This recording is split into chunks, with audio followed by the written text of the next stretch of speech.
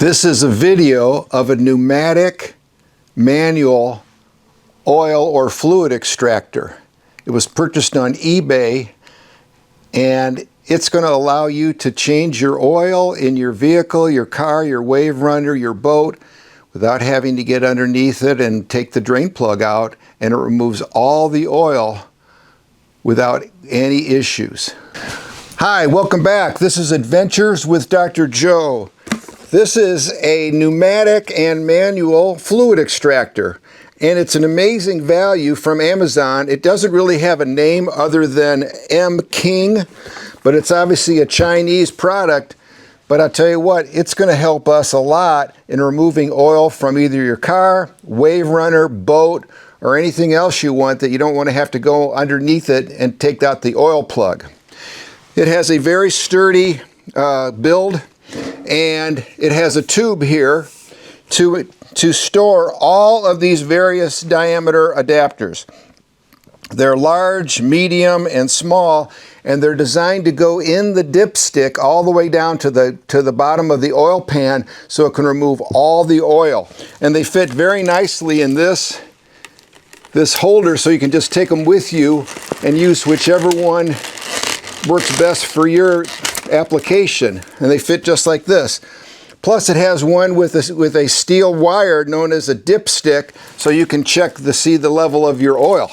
Now, if you want, and you're using the small diameter for, let's say, your dipstick, and you need a longer length, the beauty is it can go right on the end of this tube.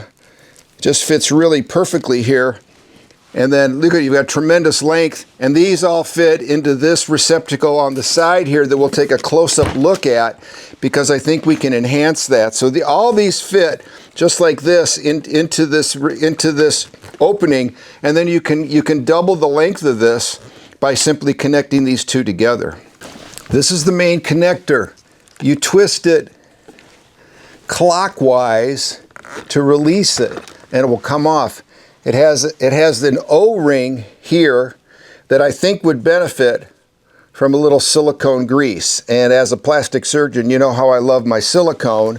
So we're going to put a little silicone grease on it, which is going to do two things. One, make it easier to put in and out, and it's going to preserve the life of the O-ring, so it prevents it from getting brittle and losing its plasticizer. So yeah, it fits tons better.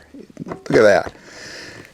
And also we have an additional one for this line, this additional line, which is meant to bleed brake lines. Now, it's a separate unit that fits in to the same reserve or to the same opening, but has a special silicone end cap that plugs right into your bleed valve on your brake caliper. So remember, you can compress air, but you can't compress fluid. So in your brake line, you don't want any air. So this is designed to bleed all that air out of your brake line. So this is another option, another use for this pump to change your brake fluid and to bleed your brake lines. Very nice. So when we place this on the floor, you'll notice that it has this device that fits down, so you can stabilize this when you're pumping. Now, interestingly, inside the handle are two one-way valves. And when I got this, one of them was out inside the box, so I took the other one apart to see its orientation and put it back in. So it goes valve, spring, and then this plug. So this will pump and create a vacuum, and this is your vacuum release valve. Look here, there's an air inlet. What's that for? This is for the pneumatic part. When you plug your air line in, which we're going to do in a little bit, from your air compressor, and open the valve, it uses a Venturi effect, blowing compressed air through this, creating a vacuum inside of the canister, which is going to allow your oil removal to be done super easily. Okay, I apologize for any wind noise. We're out on the pier. I've got a small air compressor hooked up to the oil extractor. It's manual and pneumatic. It says manual, but it's really not. And what we're going to do in the WaveRunner is we're going to go down the dipstick with the correct tube. Okay, notice I've got the tubing that goes in the dipstick all the way down here, connected to the large diameter and to the pump itself. I've warmed the engine up, and now we're going to pump it, do the manual technique initially, and look at this. See the oil coming out? Here it comes down the line. Now, when I hook the air compressor up, that's going to even bring more oil down the line. Right here, it's flowing down the tube, full all the way down to here, and it's filling up. And I'm going to turn the air compressor on to take care of the lost pressure as it fills. Using the air compressor makes it so easy.